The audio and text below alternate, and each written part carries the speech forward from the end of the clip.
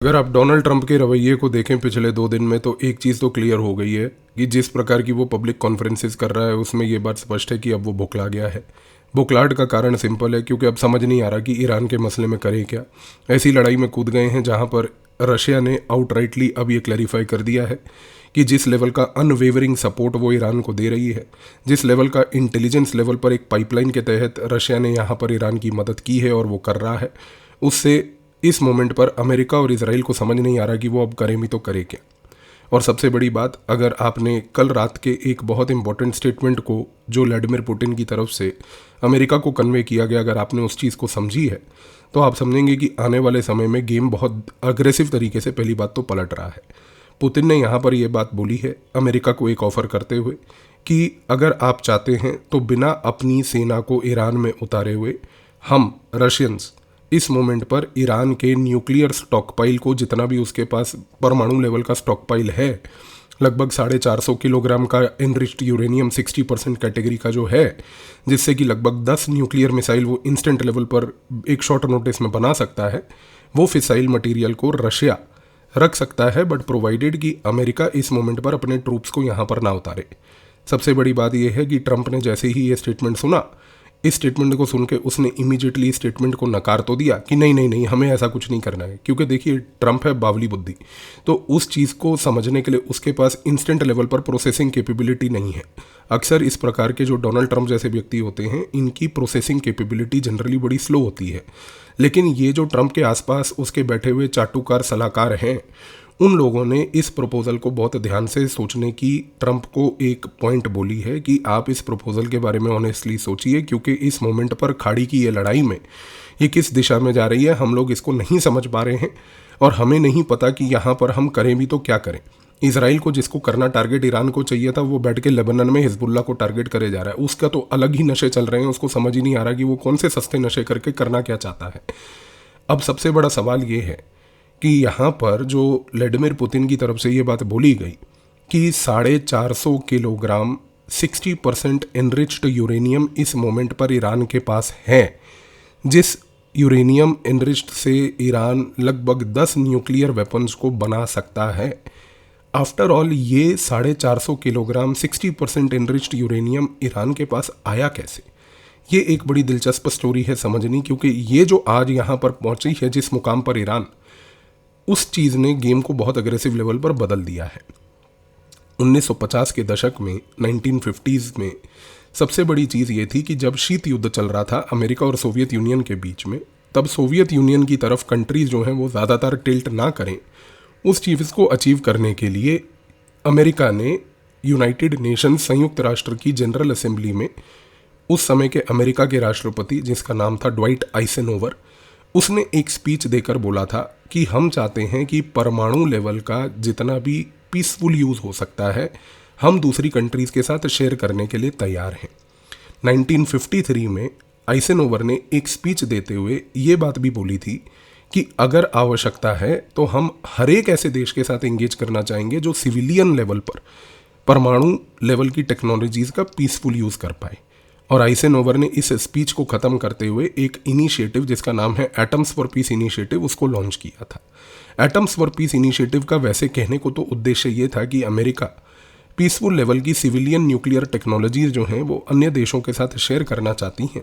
पर आज जितने भी इतिहासकार हैं जिन्होंने शीत युद्ध के इतिहास के ऊपर अलग अलग प्रकार की किताबें लिखी हैं, अगर आप उनको पढ़ते हैं तो वो अक्सर ये बात को पॉइंट आउट करते हैं कि इस particular atoms for piece initiative का सबसे बड़ा उद्देश्य केवल ये था कि कोई भी देश सोवियत की प्रॉक्सिमिटी में ना जाए। अगर अमेरिका एक ऐसा इकोसिस्टम क्रिएट करती है जिसके तहत वो दूसरे देशों को सिविलियन न्यूक्लियर सपोर्ट देती है, तो उस कॉन्टेक्स्ट में अमेरिका का दबदबा उस देश में बढ़ेगा और वो लिमिट कर पाएगी सोवियत के इन्फ्लुएंस को। 1953 के इस इनिशिएटिव के अनाउंसमेंट के बाद 1954 में सबसे बड़ी ब्यूटी है कि ईरान ने भी इस इनिशिएटिव को ज्वाइन किया। ईरान ने भी अमेरिका को उस समय एक एप्लीकेशन दे के इस इनिशिएटिव के हिस्सेदार बनने के बाद, आप इतिहास उठा के पढ़िए आज तो 1954 से लेकर 1970s तक ईरान के लगभग 5000 से अधिक न्यूक्लियर साइंटिस्ट्स को अमेरिका में अलग अलग यूनिवर्सिटीज़ में उनको ट्रेनिंग दी गई। और ये ईरान के वो साइंटिस्ट थे जिन्होंने ईरान के अंदर सिविलियन लेवल का एक न्यूक्लियर प्रोग्राम चलाया। जब ये सिविलियन लेवल पर न्यूक्लियर प्रोग्राम ईरान ने यहाँ पर चलाया, इसके तहत जब उनको अमेरिका से ट्रेनिंग मिली, सब कुछ बढ़िया चल रहा था। लेकिन 1979 में जब अयतुल्ला रुल्ला खोमेनी ने ईरान के अंदर एक रेवोल्यूशन किया, उस रेवोल्यूशन के बाद जब उसने अमेरिका से सारे नाते तोड़ दिए, तब एक ऐसी परिस्थिति पैदा हुई कि हज़ारों की मात्रा में ये न्यूक्लियर साइंटिस्ट उस मोमेंट पर अब ईरान में रुल्ला खोमेनी की लीडरशिप के अंडर आ गए। 1980 में ईरान के इस रेवोल्यूशन का बदला लेने के लिए ईरान के बगल वाला देश इराक का समर्थन अमेरिका ने किया, और सद्दाम हुसैन जो इराक में उस समय अमेरिका का एक पिट्ठू लीडर था, उसका समर्थन करके उसको केमिकल वेपन देकर ईरान के अंदर बैठकर ईरान के ऊपर एक लड़ाई चलवाई, जो कि 1980 से स्टार्ट हुई, जिसको ईरान इराक वॉर कहते हैं। इस ईरान इराक वॉर को एक जगह पर ईरान लड़ता तो रहा, लेकिन ईरान के अंदर बैठी हुई जो स्ट्रेटेजिक कम्युनिटी थी, उसने इस लड़ाई के एक एक महीने को बहुत गौर तरीके से समझा। ईरान ने यह देखा कि 1980 के दशक में जब 1980 से 88 तक ये लड़ाई चल रही थी, तो अमेरिका ने सद्दाम हुसैन को केमिकल वेपन्स दिए थे, जिसका प्रयोग बेसिकली सद्दाम हुसैन अमेरिका के बिहाफ पर ईरान की लड़ाई में कर रहा था। पहली चीज़, इस चीज़ को काउंटर करने के लिए ईरान ने अलग अलग रणनीतियाँ बनाई। उसमें से एक रणनीति ये थी कि 1980 के दशक में Islamic revolutionary guard core IRGC, जो एक संस्था अयतुल्ला रुल्ला खोमेनी ने तैयार की थी, IRGC ने लेबनान में एक ग्रुप बनाया था जिसका नाम था इस्लामिक जिहाद ऑर्गेनाइजेशन। अब इस इस्लामिक जिहाद ऑर्गेनाइजेशन ने लेबनान के अंदर 1980 के दशक में 1981-82 के आसपास कुछ अमेरिकन वहाँ पर टूरिस्ट्स को होस्टेज बना लिया था। अब आप चीज़ को समझिए कि जब इस्लामिक जिहाद ऑर्गेनाइजेशन ने, जिसको IRGC ने ईरान ने क्रिएट किया था लेबनान में, जब उसने कुछ अमेरिकन होस्टेजेस को पकड़कर, अमेरिकन टूरिस्ट को पकड़कर किडनैप कर कर उसने अपने पास रख लिया, अब जाहिर सी बात है कि उस समय ईरान से बात करके अमेरिका को इन होस्टेजेस को छुड़वाना था, क्योंकि ये इस्लामिक जिहाद ऑर्गेनाइजेशन आउटराइटली कहती थी हम तो ईरान के समर्थन से बने हैं। पर ईरान से अब आप बात कैसे करेंगे, क्योंकि 1979 के इस रेवोल्यूशन के बाद ईरान के ऊपर अमेरिका ने सैंक्शंस लगाए हुए थे। लेकिन 1980 के दशक में ईरान एक समस्या तो थी ही थी, अमेरिका के लिए एक दूसरी समस्या पैदा हो गई थी। वो समस्या ये थी कि 1979 में अमेरिका के बिल्कुल बाजू वाले एक देश निकारागुआ में, वहाँ पर एक लेफ्टिस्ट वामपंथिक सरकार सेंडिस्टा की आ चुकी थी। अब ये जो सेंडिस्टा की सरकार वहाँ पर आई थी निकारागुआ में, ये सरकार थी जिसको बेसिकली सोवियत यूनियन ने खड़ा किया था। अमेरिका के बैकयार्ड में अगर सोवियत यूनियन की स्पॉन्सर्ड और प्रॉप्ड अप अगर एक सरकार निकारागुआ में खड़ी हो गई थी, अमेरिका के लिए एक ये बहुत बड़ा हेडेक था, क्योंकि इसके तहत अमेरिका को लगता था कि सोवियत यूनियन हमारे बैकयार्ड में आकर हमारे यहाँ पर इंटेलिजेंस गैदरिंग करेगा।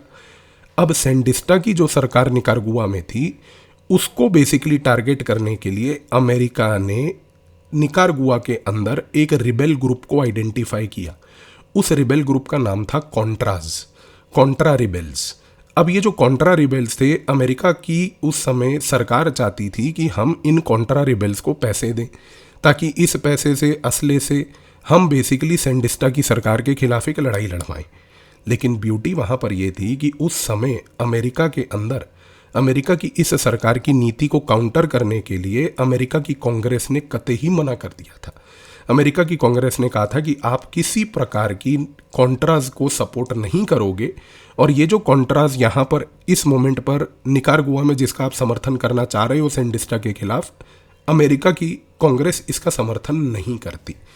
अब देखिए, अमेरिका 1980 के दशक में दो डिलेमाज में फंस चुकी थी। पहला डिलेमा था कि हमें बेसिकली लेबनान में इस्लामिक जिहाद ऑर्गेनाइजेशन से अपने होस्टेजेस को छुड़वाना है। वो छुड़वाने के लिए ईरान से बात करनी पड़ेगी। ईरान ऑलरेडी सैंक्शंस में है, बात करें भी तो कैसे करें। और दूसरी जगह ये जो सोवियत यूनियन ने हमारे बगल में निकारागुआ में सेंडिस्टा की सरकार बना दी है, इस सरकार को अब हम कैसे गिराएं। इस कॉन्टेक्स्ट में एक बड़ी दिलचस्प चीज़ हुई। अमेरिका की CIA जो एक क्रिमिनल ऑर्गेनाइजेशन है, उस CIA ने ईरान के साथ एक आउट ऑफ द वे जाकर संपर्क साधा। ईरान से पूछा कि भाई आप हमें बताओ कोवर्ट तरीके से कि आपको क्या चाहिए कि जिसके तहत आप बेसिकली जो है इन इस्लामिक जिहाद ऑर्गेनाइजेशन वालों को बोल के हमारे अमेरिकन होस्टेजेस को छुड़वा दोगे।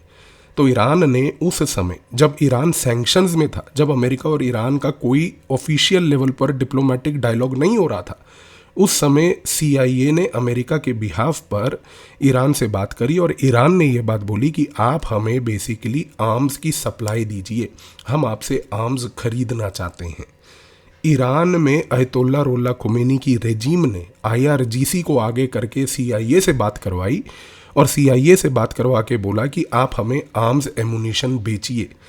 CIA ने जब ये बात उस समय के अमेरिका के राष्ट्रपति रोनाल्ड रेगन को बताई तो उस समय एक चीज़ तो तय हो गई कि रीगन ने कहा कि ये काम कीजिए। और सोचिए, अमेरिका की CIA ने बिना अमेरिका की कांग्रेस के अप्रूवल के ईरान को 1980 के दशक में आर्म्स एमुनिशन बेचने शुरू करे। एक जगह पर जब वो आर्म्स एमुनिशन बेच रही थी ईरान को, दूसरी जगह पर वही अमेरिका इराक का समर्थन करके इसी ईरान को टारगेट भी कर रही थी। और तीसरी जगह देखिए कि क्या हुआ कि जब अमेरिका ने इस तरीके से ईरान को आर्म्स एमुनिशन बेचे तो पहली बात इस्लामिक जिहाद ऑर्गेनाइजेशन ने उन अमेरिकन होस्टेजेस को रिलीज़ कर दिया। वैसे एक दिलचस्प बात बताना चाहता हूँ कि यही इस्लामिक जिहाद ऑर्गेनाइजेशन जो थी, इस अमेरिकन होस्टेज के रिलीज़ करने के एपिसोड के बाद उसने अपना नाम बदला और उसका नाम बना हिजबुल्ला, जिसको आज इजराइल टारगेट करता है। खैर, ईरान ने आर्म्स खरीदे। अब आर्म्स खरीदने से ईरान ने CIA को पैसा दिया। अब क्योंकि ये पैसे का अकाउंटिंग तो होनी नहीं थी, क्योंकि ये कांग्रेस के अप्रूवल के बिना हो रहा था, तो इस कॉन्टेक्स्ट में CIA ने फिर देखिए क्या किया कि ये सारा पैसा जो वो ईरान को आर्म्स बेचकर कमा रहे थे, ये सारा पैसा उन्होंने डाइवर्ट करके निकारागुआ में उन कॉन्ट्रास को देना चालू कर दिया। और जब उन कॉन्ट्रास को देना चालू कर दिया तो ऑब्जेक्टिव था कि वो कॉन्ट्रास को देकर पैसा जो है सेंडिस्टा की सरकार गिराई जाए। इसको पूरे अफेयर को कहा जाता है हिस्ट्री में ईरान कॉन्ट्रा अफेयर।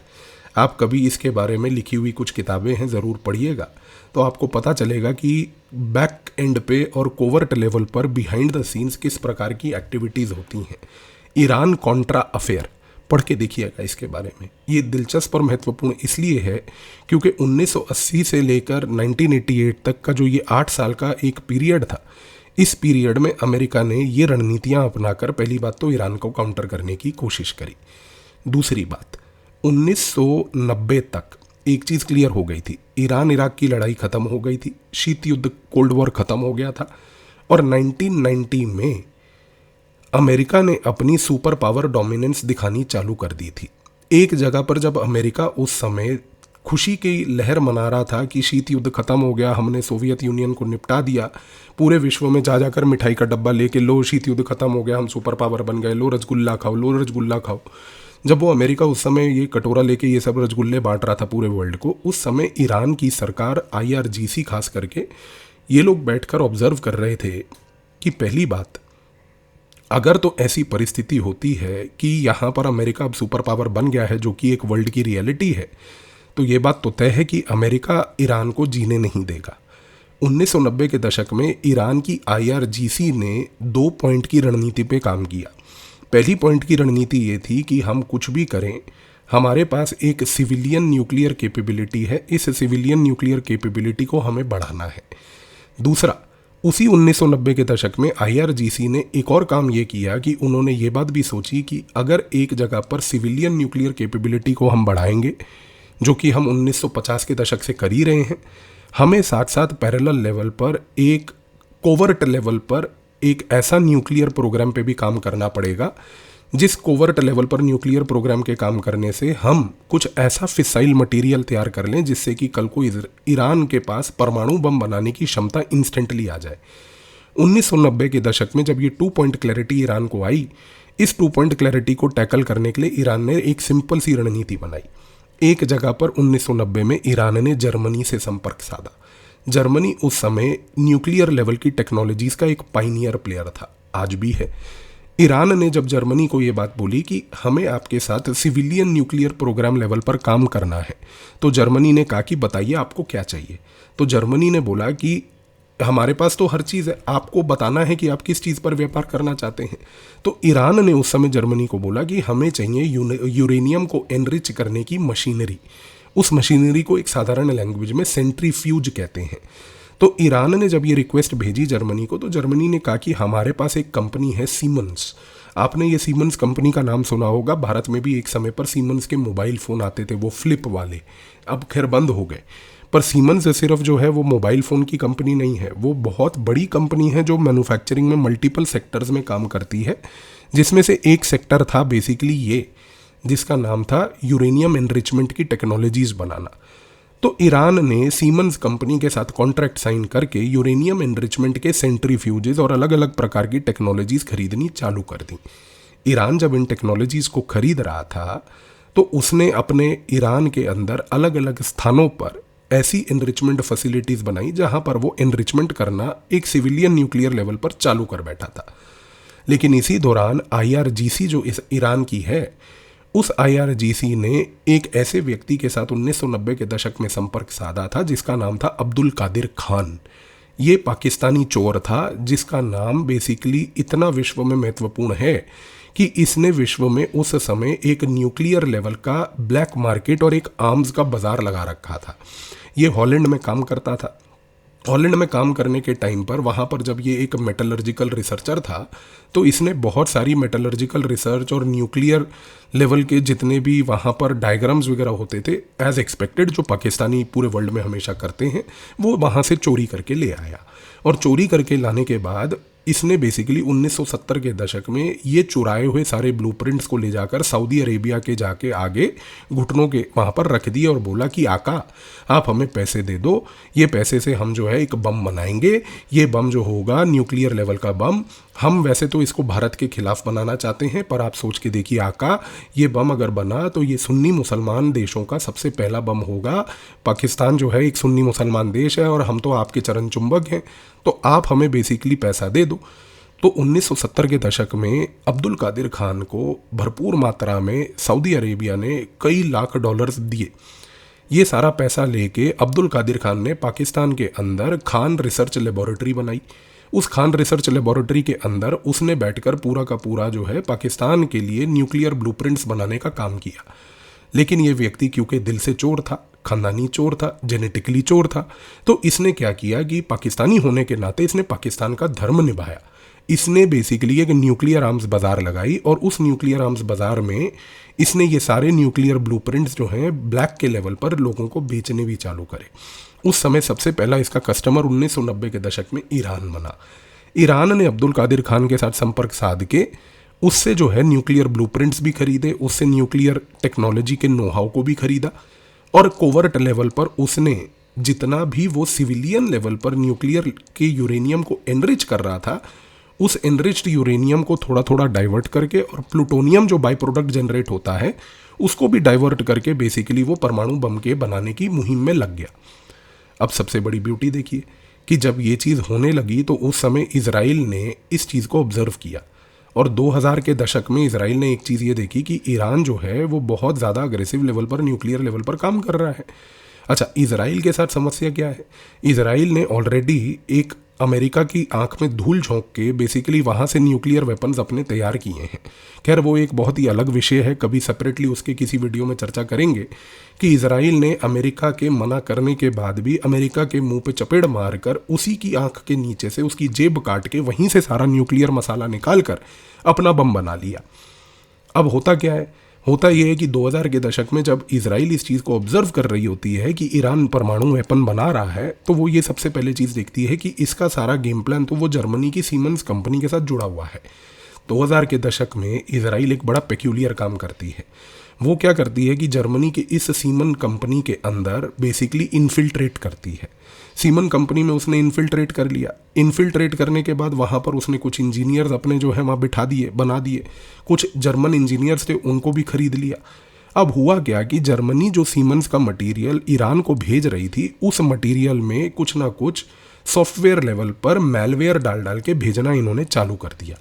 अब हुआ क्या, जो मटेरियल 2000 के दशक में बेसिकली जर्मनी से ईरान आता था, उस मटेरियल के अंदर क्योंकि कुछ मैलवेयर होता था, मैलवेयर यानी कि एक मलिशियस सॉफ्टवेयर होता था, वो आके ईरान में बार बार एक प्रॉब्लम क्रिएट कर देता था। ईरान की जितनी भी यूरेनियम एनरिचमेंट फैसिलिटीज़ होती थी, उन फैसिलिटीज़ के अंदर बार बार आके कुछ ना कुछ, जैसे ही वो मटेरियल आता था, अड़चने आ जाती थी। 2007, 8, 9 ये 3 ऐसे वर्ष हैं कि जब ईरान ने बार बार जर्मनी को ये कंप्लेंट करी कि भाई ये क्या चल रहा है, हम आपका मटेरियल प्रयोग कर रहे हैं, हमने वहाँ पर सेंट्रीफ्यूज लगाया, सेंट्रीफ्यूज घुमाने के लिए मशीन चलाई, मशीन फूट जाती है, सेंट्रीफ्यूज टूट जाता है। तो जर्मनी बार बार क्या करती थी, वो अपने इंजीनियर्स को बार बार ईरान भेजती थी कि रुकिए, हम अपने इंजीनियर्स को भेज रहे हैं, वो समस्या को ऑब्जर्व करेंगे। अब जब ये इंजीनियर्स आते थे, ये इंजीनियर्स कोई और नॉर्मल इंजीनियर्स नहीं, ये मोसाद के इनफिल्ट्रेटेड इंजीनियर्स होते थे। ये जब आते थे यहाँ पर, तो होता ये था कि ये आकर धीरे धीरे और उस फैसिलिटी के अंदर आकर अलग अलग प्रकार के मेलवेयर्स को भर जाते थे। 2009-10 तक तो ये परिस्थिति हो गई थी कि ईरान का पूरा एनरिचमेंट फैसिलिटीज़ जितनी भी थी, उनके अंदर एक जैमिंग फैसिलिटी के तहत पूरा का पूरा कार्यक्रम ही जैम हो गया था। अब ईरान को ये समझ आया कि यार कुछ ना कुछ तो गड़बड़ है। ऐसा कैसे कि 4 साल से लगातार जो भी हम प्रयोग कर रहे हैं उसमें समस्या आ रही है। 2010 में ईरान ने रशिया और चाइना की एक टीम को बुलाया। रशिया की और चाइना की जब टीम आई, उसने जब निरीक्षण किया फैसिलिटी का, तो उसने बोला कि बॉस, आपके यहाँ पर तो मेलवेयर डाल के कोई चला गया है। और ईरान को समझ आ गया कि कोई और तो होगा नहीं, ये होगा तो यही बगल वाले इजराइल। तो हुआ क्या कि 2010 तक परिस्थिति ऐसी हो गई थी कि ईरान एनरिच करने की सिचुएशन में नहीं था। अब इस तरीके के अप्रोच के तहत उस समय अमेरिका के राष्ट्रपति ओबामा ने ईरान को घुटने पर टिकवा के मोसाद के साथ इस ऑपरेशन के बाद एक नेगोशिएशन चालू करी। और 2011 से लेकर 2015 तक ईरान और अमेरिका के बीच में एक नेगोशिएशन चालू हुई, जिसको हम कहते हैं discussion on Iranian nuclear deal. इस डिबेट के बाद 2015 में जब वो डील फाइनली साइन हुई, उस डील के तहत एक चीज़ तो स्पष्ट हो गई, जिसको जॉइंट कॉम्प्रिहेंसिव पार्टनरशिप अग्रीमेंट कहा जाता है। उस अग्रीमेंट के तहत एक चीज़ स्पष्ट हो गई कि ईरान जो है, अभी जितना भी उसके पास मटीरियल है, वो इसके बियॉन्ड आगे एनरिच नहीं करेगा। लेकिन प्रॉब्लम क्या थी? प्रॉब्लम ये थी कि मटीरियल तो अभी भी ईरान के पास है। ये चीज़ को देखकर पहली बात तो इजराइल कतई ही खुश नहीं था। 2016 में ये चमूरा ट्रंप आ जाता है। जैसे ही ट्रंप आता है, अब ये क्योंकि मानसिक तौर का एक डिस्टर्ब्ड व्यक्ति है, तो इजराइल की मोसाद को ये पता है कि इस जैसे व्यक्ति के साथ किस प्रकार का साइकोलॉजिकल प्रोफाइल उनके पास पूरे होते हैं। तो उनको मालूम है कि कौन सी पर्सनैलिटी के क्या ट्रिगर्स को हमें बेसिकली फायर करना है, जिसकी वजह से इस व्यक्ति के बिहेवियर को हम अपने तरीके से कंट्रोल कर लें। इजराइल की इंटेलिजेंस इस चीज़ में माहिर है, और उन्होंने वही किया कि ट्रंप को बेसिकली इस प्रकार से ट्रिगर किया कि 2016-17 में ट्रंप ने बोला कि हम तो अमेरिका जो है इस डील से अब कैंसिल आउट कर रही है। अब जैसे ही अमेरिका ने डील से कैंसिल आउट करा, उनके पास एनरिचमेंट यूरेनियम करने की फैसिलिटी ऑलरेडी थी। अभी जो उन्होंने 2 साल से बंद करके रखी थी, उन्होंने वापस से एनरिचमेंट चालू कर दिया। अब आज परिस्थिति 2017 से लेकर 2025-26 तक ये हुई, और आज 2026 में ये परिस्थिति है कि ईरान धीरे धीरे एनरिच करके, जो व्लादिमीर पुतिन ने बोला कि लगभग 450 किलोग्राम यूरेनियम एनरिच्ड ईरान के पास पड़ा है। और ये enriched uranium up to 60% enriched है। ये अप टू 60% एनरिच्ड यूरेनियम जो है, इसका प्रयोग हम करें तो आज एक पॉइंट पर ईरान 10 न्यूक्लियर मिसाइल्स इस मटेरियल से बना सकता है। एक न्यूक्लियर मिसाइल जो है आज की डेट में सफिशिएंट है इसराइल को वर्ल्ड की मैप से हटाने के लिए। अब वो 10 बना सकता है, तो जाहिर सी बात है कि यहाँ पर इसराइल को तो इस बात को लेकर बड़ी टेंशन है, क्योंकि इसराइल खतरे में है। थीसिस तो उनकी 75 साल से चल रही है। तो यहाँ पर क्या हुआ, इस कॉन्टेक्स्ट में व्लादिमीर पुतिन ने ये अभी इस पॉइंट को उजागर किया। अब आप देखिए कि बार बार ट्रंप जब ये बात बोलता है कि हमें ईरान की न्यूक्लियर फैसिलिटीज़ को टारगेट करना है, मूर्ख आदमी, उसकी फैसिलिटीज़ को टारगेट करने से कुछ नहीं होगा। इशू ये है कि आप फैसिलिटी तोड़ दोगे, फैसिलिटी तो फिर से बन जाएगी। इशू ये है कि बस उसके पास जो 450 किलोग्राम मटेरियल पड़ा है, वो मटेरियल उसने कहाँ छुपा के रखा है, उस मटेरियल के आसपास आप पहुँच नहीं सकते। वो मटेरियल आप ईरान के अंदर से निकाल कर लेके नहीं जा सकते। वो मटेरियल निकलेगा तभी जब ईरान उसको निकालने की कोशिश करेगा। ईरान उसको निकालेगा नहीं, तो आप उसकी फैसिलिटी तोड़ भी दोगे, it doesn't solve the problem.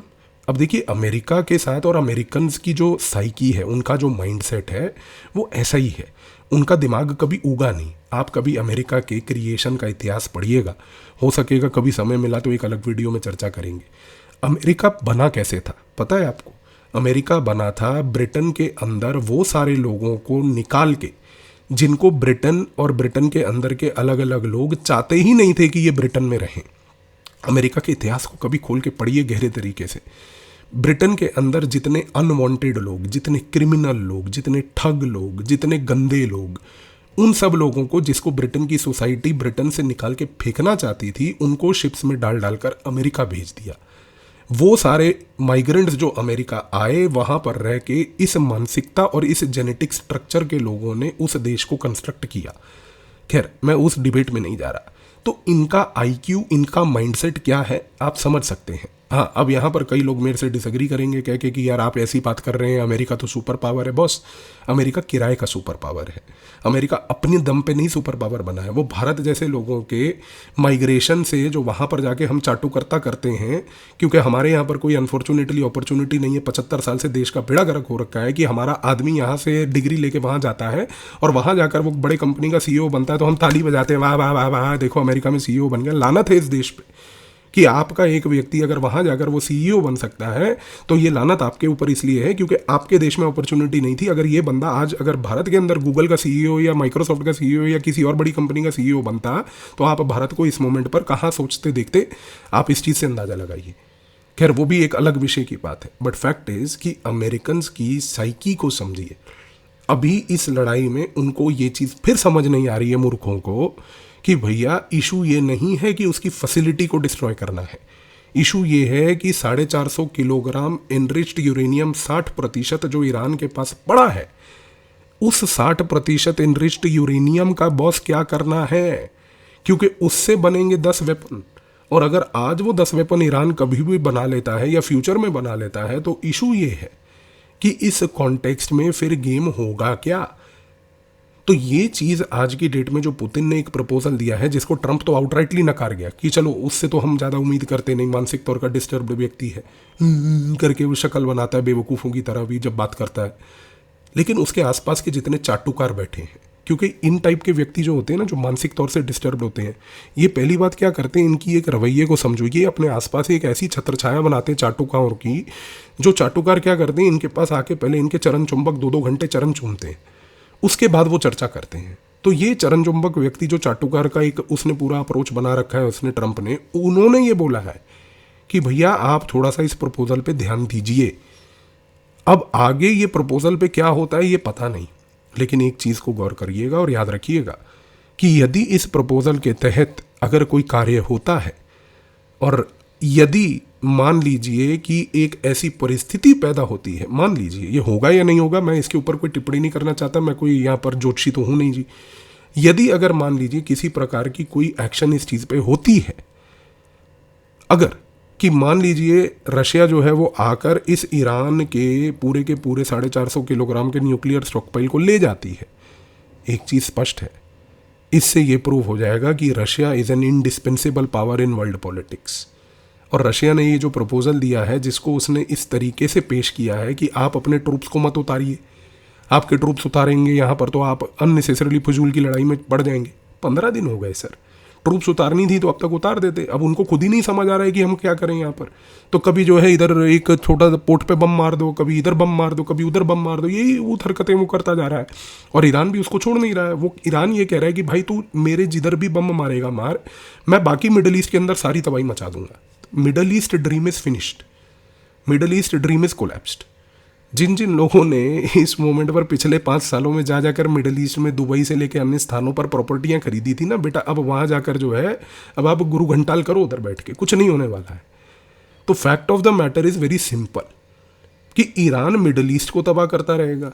ये मसला कहीं ना कहीं एक दिन तो आके रुकना है। आपने 1-2 दिन पहले से ट्रंप का रवैया देखा होगा। ट्रंप क्या बोल रहा है, डील होने वाली, डील होने वाली।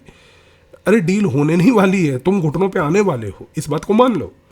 तुम हार चुके हो, तुम्हें नहीं पता अब क्या करना है।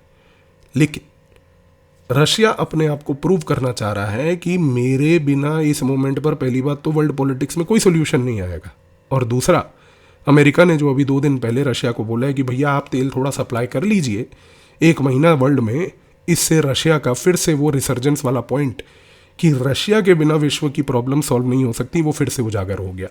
और रशिया इस मोमेंट पर इस चीज़ को अब इस तरीके से पूरे विश्व में पेश कर रहा है कि देखिए अमेरिका की खुद की पावर के कितने लिमिट्स हैं कि वो खुद इस बात को एक्सेप्ट कर रहा है कि वो अकेले किसी प्रॉब्लम को विश्व में मेरे बिना सॉल्व नहीं कर सकता। खैर रशिया के ऑयल, इसके बारे में एक सेपरेट वीडियो में बनाऊंगा। लेकिन आई बिलीव कि ये जो पूरा मसला था, ये अब आपके दिमाग में क्लियर हो गया होगा, क्योंकि मेन इशू फिर मैं बोलूँगा अंत में, याद रखिएगा, ईरान की न्यूक्लियर फैसिलिटी को डिस्ट्रॉय करना नहीं है। इशू ये है कि वो 450 kilogram fissile material enriched uranium का कौन निरीक्षण करके उसको रखेगा और किसके पास वो मटेरियल जाएगा। यदि वो मटेरियल ईरान के पास रहा, गेम ओवर, क्योंकि फिर तो आप वहीं उसी सिचुएशन में वापस आ गए। यदि रशिया लेता है तो इस कॉन्टेक्स्ट में जाहिर सी बात है कि रशिया अगर वो मटेरियल लेगा तो एक चीज़ तय है कि रशिया की इंडिस्पेंसिबिलिटी यहाँ पर प्रूव हो जाती है, और तीसरा, ईरान कतई ही ये मटेरियल यूएस को तो देगा नहीं और ना ही वो संयुक्त राष्ट्र के पास रखेगा, क्योंकि संयुक्त राष्ट्र तो क्या है, वो तो बेसिकली नौकर है अमेरिका का, तो वहाँ पर तो उसने रखना नहीं है। तो इस कॉन्टेक्स्ट में ये गेम आगे मटीरियलाइज कैसे होती है, लेट्स सी, समय आएगा दोबारा इसको एनालाइज करेंगे। पर आज तक का ये इतिहास आई बिलीव इस वीडियो के बाद अब आपको क्लियर हो गया होगा। धन्यवाद।